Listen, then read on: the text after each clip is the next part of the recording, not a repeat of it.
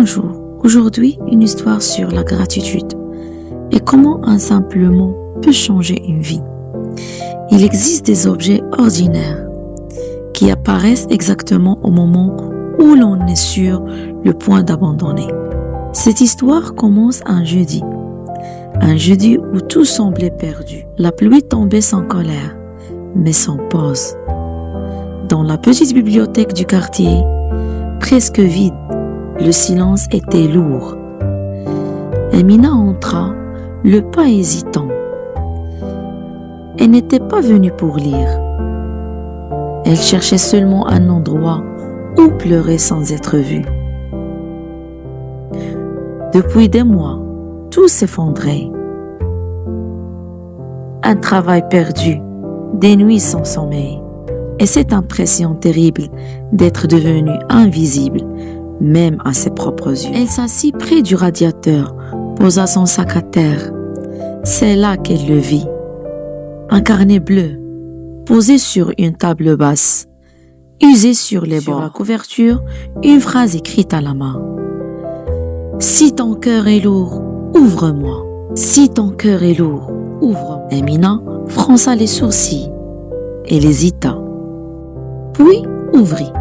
Les pages étaient remplies d'écritures différentes. Merci pour cette journée sans douleur.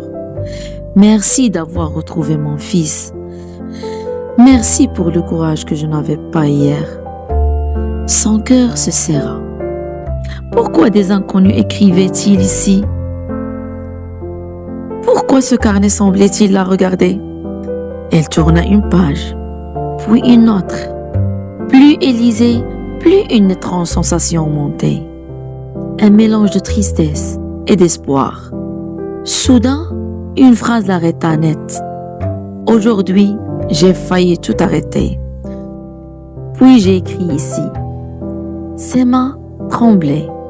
Elle referma brutalement le carnet. Son souffle s'accéléra. Non, murmura-t-elle. Ce carnet était trop proche, trop vrai. Elle se leva pour partir. Mais au moment de franchir la porte, une panne d'électricité plongea la bibliothèque dans l'obscurité. Silence total. Puis, une voix douce de la bibliothécaire.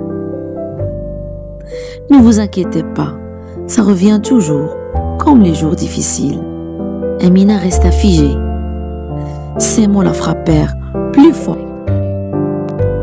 Elle revint lentement, rouvrit le carnet et pour la première fois depuis longtemps, elle prit un stylo. Elle écrivit, les larmes coulant sur la page. Merci, même si je ne sais pas encore pourquoi. Elle referma le carnet. Elle revint. Quelque chose en elle aussi. Amina revint le lendemain, puis la semaine suivante. Elle lisait. Parfois, elle l'écrivait. Un jour, merci pour ce café partagé avec une inconnue. Un autre, merci pour le courage d'envoyer un CV.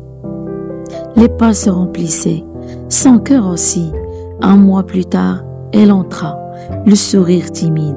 Elle tourna les pages et vit son ancien message.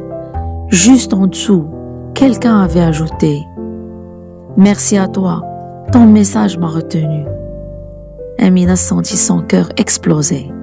Ce carnet n'était pas seulement un refuge. Il était un pont entre des âmes blessées. Ce jeudi-là, Amina écrivait pour la dernière fois. Merci, j'ai retrouvé un travail. Mais surtout, je me suis retrouvée moi. Elle referma le carnet avec douceur. Dehors, le soleil brillait franchement.